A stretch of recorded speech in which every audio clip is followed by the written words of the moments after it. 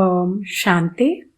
29/12/2023 சாக்கார முரளியின் சாரம்.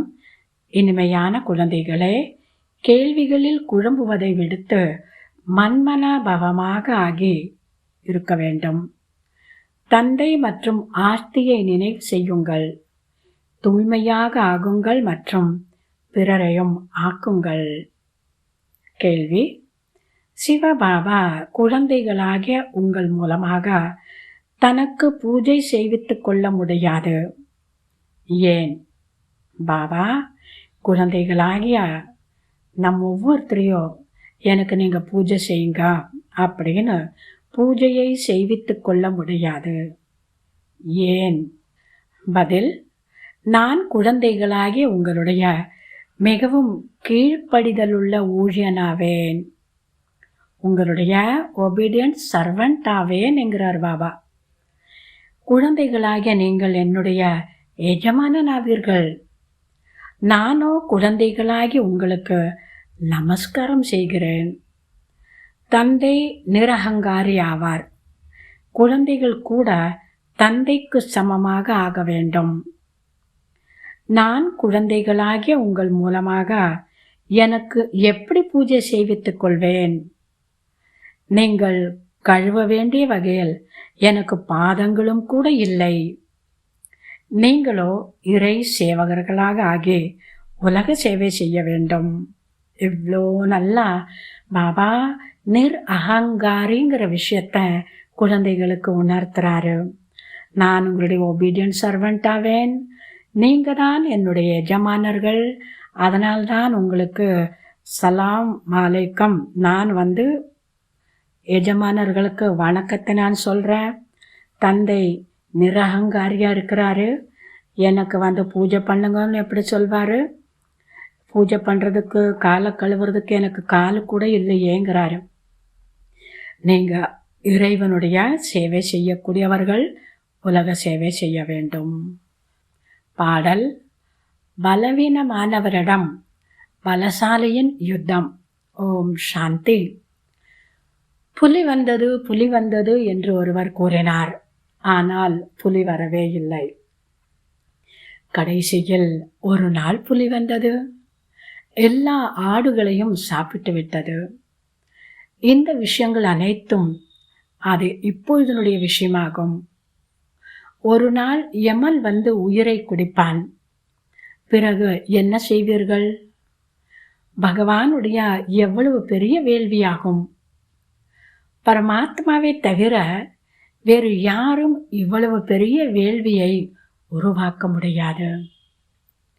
பிரம்மா வம்சத்தின் பிராமணர்கள் என்று அழைத்து கொண்டு தூய்மையாகவே ஆகவில்லை என்றால் அவ்வளவுதான். ஆக யஜ்யத்தை பாதுகாக்கக்கூடியவர் என்றாலே, பிராமணர்கள் என்றாலே தூய்மைக்கு முதலிடம் தரக்கூடியவர்கள், தூய்மையான வாழ்க்கை வாழக்கூடியவர்கள். அவங்களால தான் இந்த யஜ்யத்தையே பாதுகாக்க முடியும். சிவ பாபாவிடம் உறுதி எடுக்க வேண்டும். இனிமையான பாபா, சொர்க்கத்தில் அதிபதியாக ஆக்கக்கூடிய பாபா, நானோ உங்களுடையவனாவேன். கடைசி வரை உங்களுடையவனாகவே நான் இருப்பேன், வாழ்ந்து காட்டுவேன். இப்பேற்பட்ட தந்தையை அல்லது மணமகனை கைவிட்டு விட்டீர்கள் என்றால் மகாராஜா மகாராணியாக ஆக முடியாது. நல்லது. தாரணைக்கான முக்கிய சாரம். முதலாவது, உண்மையான இறை தொண்டராகி பாரதத்தை சொர்க்கமாக ஆக்குவதில் தந்தைக்கு தூய்மையினுடைய உதவியை அளிக்க வேண்டும். ஆன்மீக சமூக சேவகர் ஆக வேண்டும். உண்மையான இறைவனுடைய தொண்டராகி பாரதத்தை சொர்க்கமாக ஆக்கக்கூடிய காரியத்தில் பகவானுக்கு எப்படிப்பட்ட உதவி தேவை என்றால் தூய்மையினுடைய உதவி தேவை. ஆக தூய்மையினுடைய உதவி அளிக்க வேண்டும். ஆன்மீக சமூக சேவாதாரியாக வேண்டும். இரண்டாவது, எந்த ஒரு விதமான கேள்விகளிலும் குழம்பி படிப்பை விடக்கூடாது. படிப்புக்கு அவ்வளோ முக்கியத்துவம் தரணும். எந்த மாதிரியான ஒரு கேள்விகள் வந்தாலும் அதில் குழப்பம் அடைந்து விட்டு படிப்பை விட்டுவிடக்கூடாது. கேள்விகளை விடுத்து தந்தை மற்றும் ஆஸ்தியை நினைவு செய்ய வேண்டும். இன்றைய வரதானம்: எல்லைக்குட்பட்டதிலிருந்து விலகி இருந்து அனைவருக்கும் தன்னுடையவர் என்ற உணர்வை ஏற்படுத்தக்கூடிய அனுபவி மூர்த்தியாகுக. எல்லைக்குட்பட்டதிலிருந்து விலகி இருந்து அனைவருக்கும் தன்னுடையவர் என்ற உணர்வை ஏற்படுத்தக்கூடிய அனுபவ மூர்த்தியாகுக. எல்லைக்குட்பட்ட விஷயங்கிறது தேக சம்பந்தப்பட்ட விஷயம். இதிலிருந்து எப்போ விலகி இருக்க ஆரம்பிக்கிறோமோ அப்போ ஒரு பாபாவை தன்னுடையவராக நம்ம ஆக்குறோம்.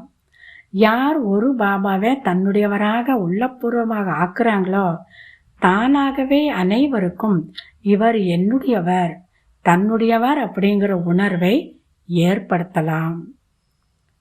இன்றைய வரதானத்தினுடைய விளக்கம்: எவ்வாறு அனைவரின் மனதிலும் இத்தகைய ஒரு வார்த்தை என்று வெளிப்படுகிறதோ அவ்வாறு அனைவரின் மனதிலும் இவர் என்னுடையவர், எல்லையற்ற சகோதரர் அல்லது சகோதரி, தாதி தீதி என்று வெளிப்பட வேண்டும். எல்லாருடைய மனதில் இந்த வார்த்தை, அனைவருடைய மனதிலிருந்து இது வெளிவரணும். இவர் என்னுடையவர், என்னுடைய எல்லையற்ற சகோதரர், எல்லையற்ற சகோதரி, தீதி தாதி என்று வெளிப்பட வேண்டும். எங்கு வேண்டுமென்றாலும் இருக்கலாம், ஆனால் எல்லையற்ற சேவைக்கு நிமித்தமாக இருக்கிறீர்கள். எல்லைக்குட்பட்டதிலிருந்து விலகி இருந்து எல்லையற்ற பாவனை, எல்லையற்ற சிரேஷ்ட விருப்பம் வைப்பதுதான் தந்தையை பின்பற்றுவதாகும். இப்பொழுது இதனை நடைமுறையில் அனுபவம் செய்யுங்கள் மற்றும் செய்ய வையுங்கள். அனுபவியான வயோதிகர்களை பிதாஜி, பெரியப்பா என்று கூறுவார்கள். அதே போன்று எல்லையற்ற அனுபவிகளை, அதாவது அனைவரும் தன்னுடையவர் என்று உணர்வார்கள். இன்றைய முரளியினுடைய ஸ்லோகன்: விடுபட்ட நிலையின் மூலம் பறக்கும் கலையில் பறந்து கொண்டே இருந்தீர்கள் என்றால் கர்மா என்ற கிளையின் பந்தனத்தில் மாட்டிக்கொள்ள மாட்டீர்கள். விடுபட்ட நிலையின் மூலம் பறக்கக்கூடிய கலையில் சதா பறந்து கொண்டே இருந்தீர்கள் என்றால் கர்மம், நிறைய கர்மம் செய்றீங்க, அந்த கர்மம் என்ற கிளையினுடைய பந்தனம், லாப நஷ்டம், வெற்றி தோல்வி, இத்தகைய ஒரு பந்தனத்தில் மாட்டிக்கொள்ள மாட்டீர்கள். நல்லது. இனிமையிலும் இனிமையான 5000 வருடங்களாக காணாமற் போய் மீண்டும் கண்டெடுக்கப்பட்ட செல்ல குழந்தைகளுக்கு தாய் தந்தை பாப் தாதாவின் அன்பு நினைவுகள் மற்றும் காலை வணக்கம். ஆன்மீக குழந்தைகளுக்கு ஆன்மீக தந்தையின் நமஸ்காரம். ஆன்மீக தந்தைக்கு ஆன்மீக குழந்தைகளின் நமஸ்காரம். ஓம் சாந்தி.